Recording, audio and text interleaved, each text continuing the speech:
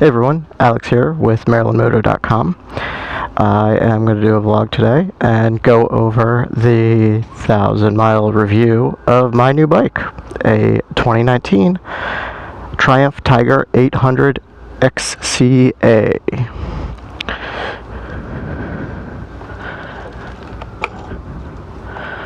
So here we go, let's flip the key. 1,280 miles on the clock. I got this bike with about 300 miles on it because it was the demo. Let's go for a ride and we'll talk about what I think of it so far.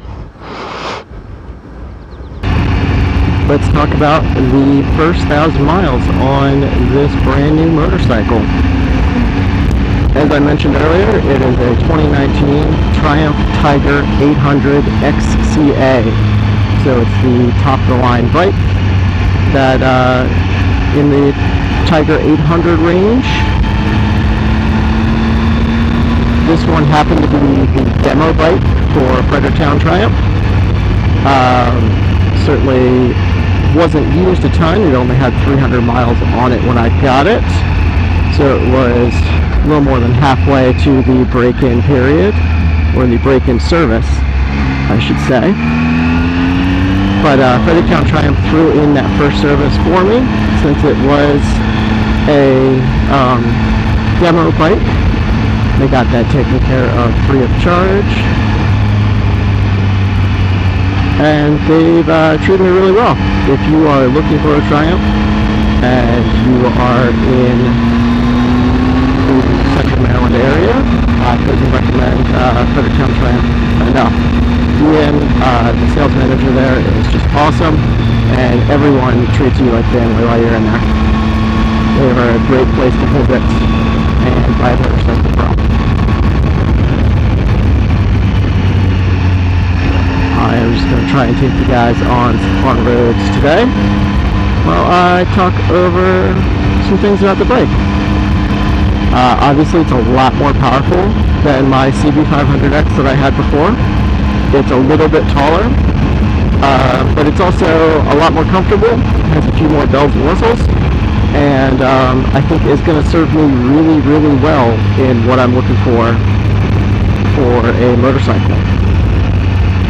After I took a test drive of it, kind of the main thing that I kept coming back to was that it had everything that I liked about the CB500X, but it was better at all of it, and then it had more. So if you are currently on a CB500X and looking to move up to something a little bit higher displacement, I think this is a great next step. On paper, it does seem like it would be a little bit taller, but it took me, just a couple of minutes to get used to. It's not that much taller than CB500X, especially if you've got the Rally Raid suspension on it already, or if you have taller knobby tires on it. You're going to be really surprised about how comparable the seat height is between the two. It is a little bit heavier. The CB500X wet weight is in the 430 range.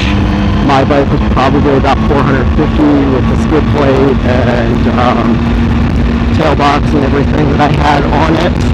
This bike dry, because Triumph likes to advertise their dry weights, is 460 pounds dry. So with 5 gallons of fuel, a gallon of oil, and probably a quart of coolant, you're looking at 490, 500, just under 500 pounds probably.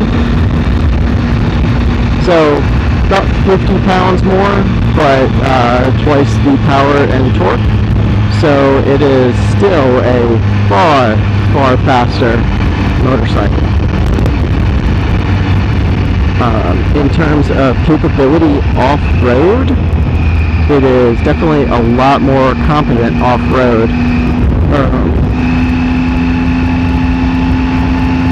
with the 21-inch front wheel and with the electronics package that this bike has. It has 6 rider modes. You can change between street, rain, and sport on the fly in their stock settings. And then if you want to change into off-road, off-road pro, or if you have the rider mode configured to something with ABS or traction control turned partially or fully off, you will need to be at a stop. That kind of brings me to one of my only niggles with this bike, is that if you are kind of doing a dual sport or an adventure ride and you're switching between lots of pavement and gravel, you do have to come to that stop to get in and out of off-road or off-road pro mode. It won't let you do it at all while you're moving. The road modes, you can change between them just by closing the throttle. It is fast though. It's just one button press and then a couple taps of the joystick. So it is something that you can really quickly do at a stop sign. So I will demonstrate that at this stop sign right here. So if you look in the upper left-hand corner of the TFT screen, you can see the road icon. So that is kind of the standard mode. So I'm going to hit the mode button, and then I'll switch over into off-road mode. And we're going to do a U-turn here.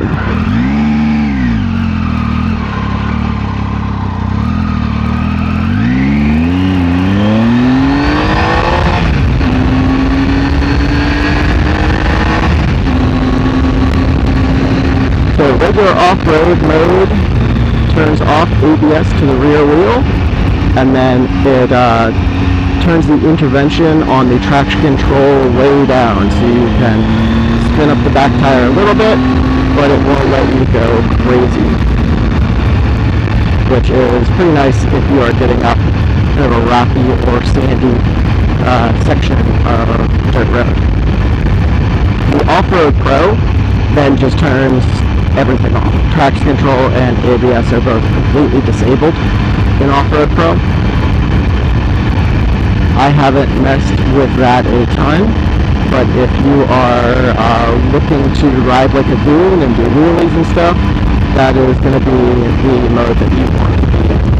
The off-road mode should let you pick up the front wheel just a little bit, but it's not going to let you go crazy. It's not going to let you do a 12 o'clock wheelie or anything like that, which honestly I couldn't even do if I need to. Coming up this way to see if I can find a little bit of dirt and gravel. There we go. I changed the gravel fast. Perfect. Standing position on this bike is great for me. I am about 5'7", with a short 28-29 inch inseam.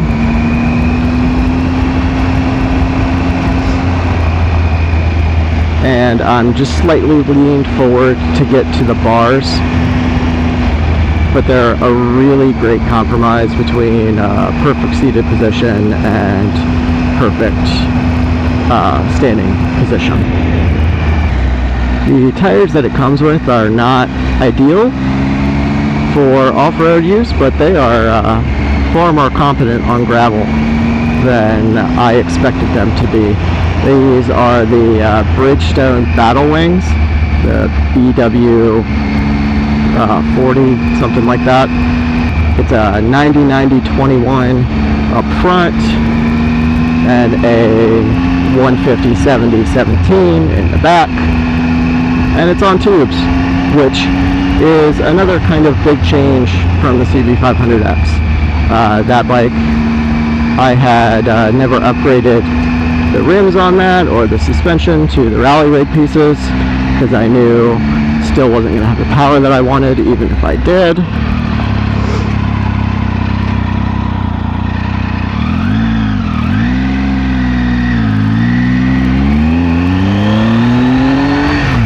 So it was always running on tubeless. And I missed my fucking turn again. Holy shit, I am awful. Alright, time to do another U-turn. This bike's turning radius is really good. It's one of the best things about it so far, because I do take a lot of wrong fucking turns.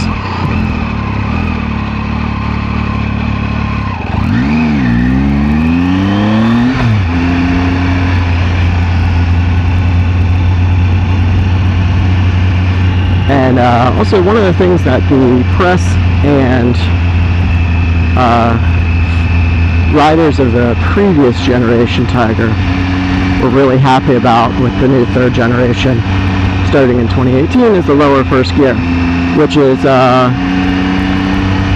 definitely low enough for me for everything that I've needed it to do, but it is not the lowest in the world. It's not like a GS where you can just let the clutch out in first gear with the throttle closed and it'll tractor on forward. Doesn't have quite that much torque, but it definitely does make low speed maneuvers pretty easy. I'm just not that practiced with them on this new bike. Mileage, that's pretty important. The CB500X gets kind of legendary mileage. It's definitely really easy to get upwards of 60 miles per gallon, well into 70 miles per gallon if you are riding it for mileage in particular. That looks fun.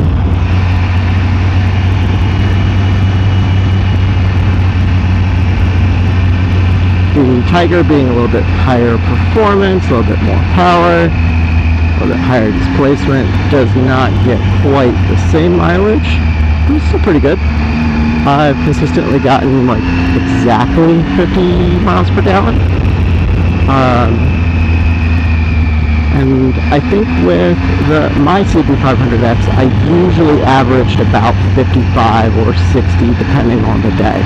The only times I really saw above 60 or up to 70 miles per gallon was when I was doing long days at low speeds, like doing the Blue Ridge Parkway trip. Speaking of Blue Ridge Parkway, I did take the new Tiger down Skyline Drive and back up with a few friends last week, and it was really great. I did see better mileage that day in the sections where I was going much slower, but as an average, I think 50 miles per gallon is probably what you should expect if you're riding this bike a mix of highway and enthusiastic country side roads.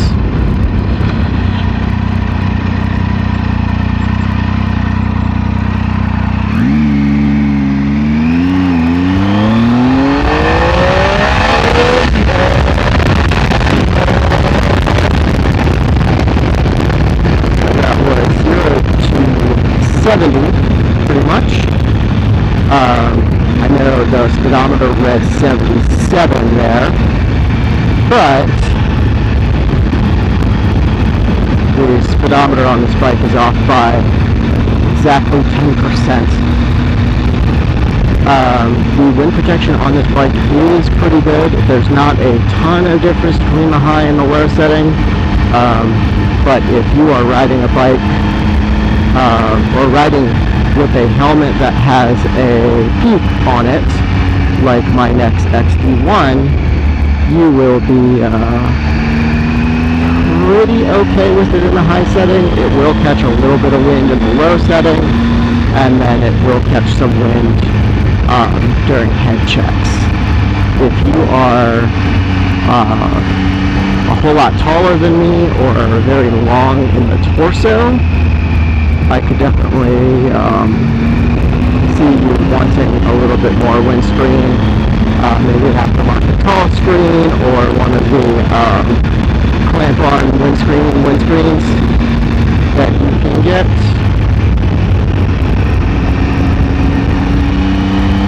But for me though, it's not much of a problem. If there's anything that I want in terms of a windscreen, I actually want a low screen for it, for when I'm doing gravel and dirt,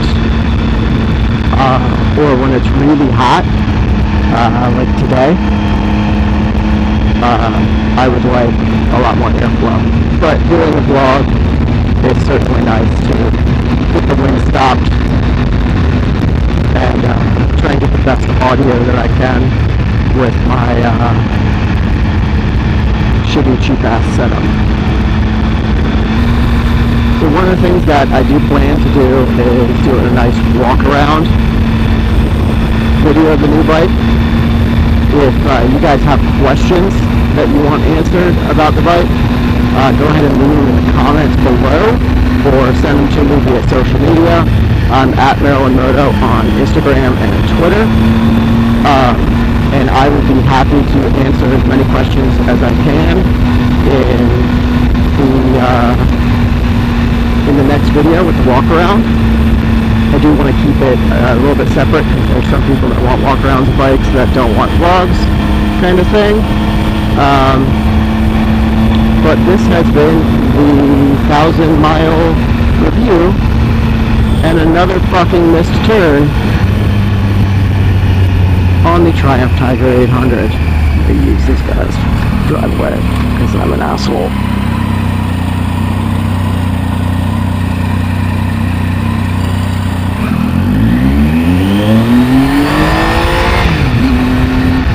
Thanks for watching. Have a great day. Ride safe.